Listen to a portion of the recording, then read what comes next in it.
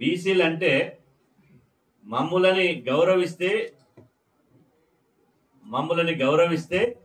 మేము మా గుండెల్లా పెట్టుకుంటాం ఎవరినైనా. కానీ మా జీవితాలతో ఆడుకుంటే నిప్పు లాంటి వాళ్ళు బీసీలు రాష్ట్ర ప్రభుత్వానికి ముఖ్యమంత్రి రేవంత్ రెడ్డి గారికి నేను చెప్తున్నా, బీసీలు నిప్పు లాంటి వాళ్ళు. నిప్పు రెండు రకాలుగా ఉపయోగపడుతుంది. ఒకటి, ఆ నిప్పుని వెలిగించుకుంటే మంచికి ఉపయోగించుకుంటే ఇంటి దీపమై ఇల్లంతా వెలుగునిస్తుంది. కానీ ఆ నిప్పుతో చెరగాట మాడితే నీ ఇల్లు మొత్తం అంటుకుంటుందనే విషయాన్ని గుర్తు చేస్తున్నానని చెప్పి సందర్భంగా తెలియజేస్తున్నా. ఏం తమాషానా? ఎందుకు ఇయ్యరు? మేము సమాచార కమిషనర్కు బీసీలు అంటరాని వల్ల మా పదవు మాకు అర్హత లేదా? బీసీలు చేసిన పాపం ఏంటి? రాహుల్ గాంధీ గారికి రేపు ఢిల్లీ పోయి చెప్తాం. రాహుల్ గాంధీ గారికి, అయ్యా మీరు పెడబొబ్బలు పెడుతున్నారు ఢిల్లీలో, దేశవ్యాప్తంగా ఒకటే పెడబొబ్బలు పెట్టుకుంటా ఉత్తిత్తి మాటలు చెప్తున్నారని మాకు అనిపిస్తుంది. ఉత్త మాటలు బంద్ చేయాలి. ఉత్తిత్తి మాటలు మాకొద్దు. కళ్ళబొల్లి మాటలు, మమ్మల్ని మస్కరించే మాటలు, అదేవిధంగా ఉత్తిత్తి మాటలు బీసీలకు వద్దు. మాకు ఆచరణ కావాలి. మేము ఎంత శాతం ఉన్నామో అంత శాతం పదవులు కావాలి. కులగణన చేసి నెత్తిన కొట్టుకుంటానుక కులగణన ఏమిటి చేసిరు? కులగణన చేసి చూసి ముదరవడానికి చేసిరా కులగణన చేసి కులాల లెక్కలు తీర్చినాక ఆ కులాల లెక్కల ప్రకారం ఆ వాటా చట్టబద్ధంగా రావాలనే కదా. చట్టబద్ధంగా రానప్పుడు మేము ఎన్నుకుంటాం సైలెంట్ గా. మేము ఎవ్వరిని వదిలిపెట్టాం. మాకు అన్యాయం జరిగితే మాకు మంచి చేసినప్పుడు బరాబర్ మంచి చేశారని మేము అంటాం. కానీ మాకు అన్యాయం చేసినప్పుడు మాత్రం తిరగబడి వెంటాడి వేటాడతాం. బీసీలు అంటే చిన్న చూప, చులుకన, అంత తమాషనా? 136 కులాలను అవమానిస్తారా? 136 కులాలలో ఎవరు బీసీలు అర్హులు దొరకలేదా? ఓన్లీ అగ్రకులాలే అర్హులా? సమాచార కమిషనర్గా అగ్రకులాలే అర్హులా? నేను రాష్ట్ర గవర్నర్ గారికి చెప్తున్నా, వీళ్ళ నియామకం ఎట్లా జరిగింది? వీళ్ళందరూ ఇప్పుడు నియామకం జరిగిన దాంట్లో ఎంత పొలిటికల్ సంబంధించిన వాళ్ళు ఉన్నారు? వీళ్ళు ఎలా స్వచ్ఛందంగా పనిచేసారు? సమాచార ఇన్ఫర్మేషన్ కోసం ఎలాంటి పని చేసిరో ఒకసారి తెలుసుకోవాలి. మేము చెప్తున్నాం, మర్యాదగా ప్రభుత్వానికి మేము అల్టిమేటం ఇస్తున్నాం. మేము విజ్ఞప్తులు చేసి దండం పెట్టి దశకం పెట్టి వినతి పత్రాలు ఇచ్చేటువంటి జాతి కాదు మాది. ఆ జనరేషన్ కూడా కాదు మాది. వెనకట ఉన్నారు మా వాళ్ళు పెద్దలు, దండం పెట్టి దశకం పెట్టి వినతి పత్రాలు ఇచ్చిన వాళ్ళు అలాగే ఉన్నారు. మేము దండలు పెట్టాము. మాకు అన్యాయం జరిగితే పీక విసుకుతాం, రాజకీయంగా బొంద పెడతాం. మాకు ఎవడు అన్యాయం చేస్తాడో వాళ్ళని రాజకీయంగా బొంద పెడతాం. ఇలా బీసీలంతా చైతన్యమయ్యారు. ఏ గ్రామం పోయినా, ఏ పట్టణానికి పోయినా, ఏ బస్తీకి పోయినా, అన్న ఎన్ని రోజులు ఈ రెడ్ల పాలన, ఎన్ని రోజులు ఈ వెలమల పాలన అని చెప్పి బీసీలు ఇలా సలసల మండిపోతున్నారు. కాబట్టి మర్యాదగా రేవంత్ రెడ్డి ప్రభుత్వానికి మేము డిమాండ్ చేస్తున్నాం, 48 గంటల్లోగా మీరు చేసిన సమాచార కమిషన్లు పునఃసమీక్ష చేయాలి. మా బాలగౌడని చెప్పినట్టు మీరు పునఃసమీక్ష చేసి బీసీలకు జరిగిన అన్యాయాన్ని సరిదిద్దాలి.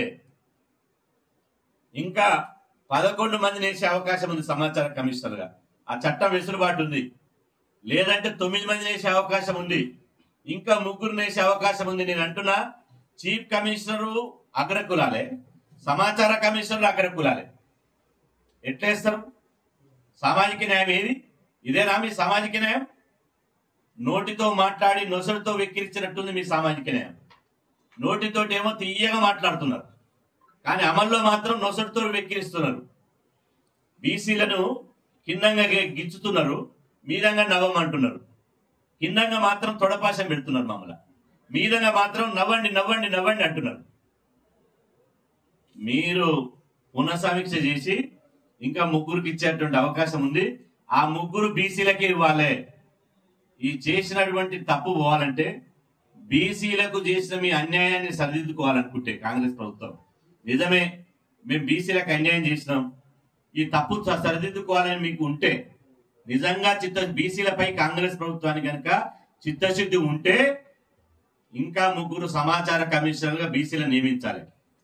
సమాచార కమిషనర్గా ఇంకా 3 బీసీలను కనుక నియమించకపోతే రేవంత్ రెడ్డి గారు కాంగ్రెస్ ప్రభుత్వం మీద బీసీలు యుద్ధ వేరి మోగిస్తామని చెప్పి ఈ సందర్భంగా హెచ్చరిస్తున్నాం. స్పష్టంగా గౌరవ ముఖ్యమంత్రి రేవంత్ రెడ్డి గారిని మేము అడుగుతున్నాం, ప్రశ్నిస్తున్నాం. తెలంగాణ రాష్ట్రంలో కులగణన చేసింది మీరే కదా.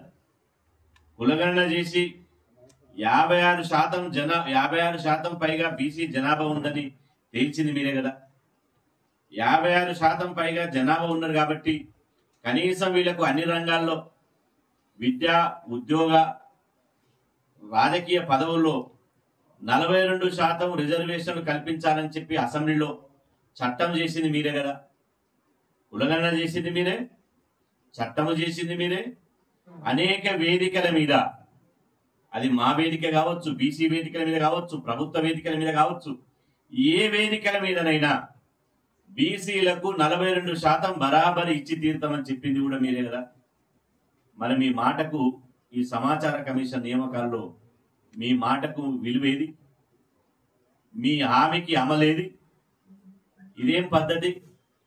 తెలంగాణ రాష్ట్రంలో ఓవైపు దేశమంతా మేము పోరాటం చేస్తే కేంద్ర ప్రభుత్వం కులగణన చేస్తామని చెప్పి ముందుకొస్తే, తెలంగాణ ప్రభుత్వం కులగణన చేసింది కాబట్టి, బీసీల జనాభా లెక్కను తేల్చింది కాబట్టి తెలంగాణ దెబ్బకు కేంద్రం దిగొచ్చిందని మీరే అంటుంది.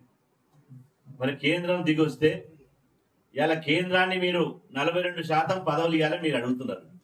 కానీ 42% పదవులు మీరు ఇచ్చే బాధ్యత మీకు లేదా?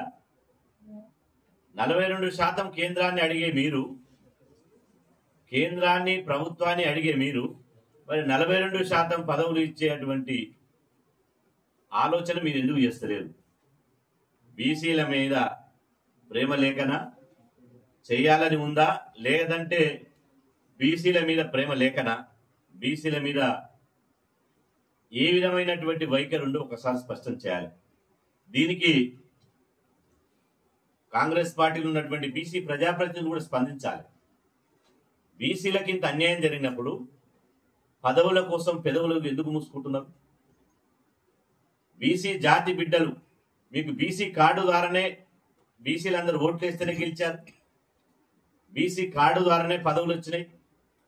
రేపు మంత్రివర్గంలో కూడా బీసీ కార్డు ద్వారానే మంత్రి పదవులు వస్తాయి.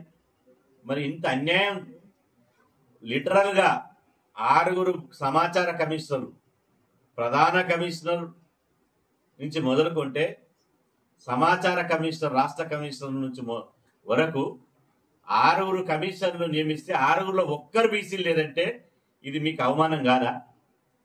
మన జాతి పరువు మంట కలుస్తలేదా? అంటే ఇక్కడ నేను ఇంతకుముందు చెప్పినట్టు ఒకరిద్దరు పదవుల కోసం కాదు, ఇది 2 కోట్ల మంది బీసీల అస్తిత్వానికి, ఆత్మగౌరవానికి సంబంధించిన విషయం. మమ్ముల బీసీలను ఎందుకు పక్కకు పెట్టిరో, బీసీలకు ఎందుకు ఇవ్వలేదో 48 గంటల్లోగా రాష్ట్ర ప్రభుత్వం సమాధానం చెప్పాలి.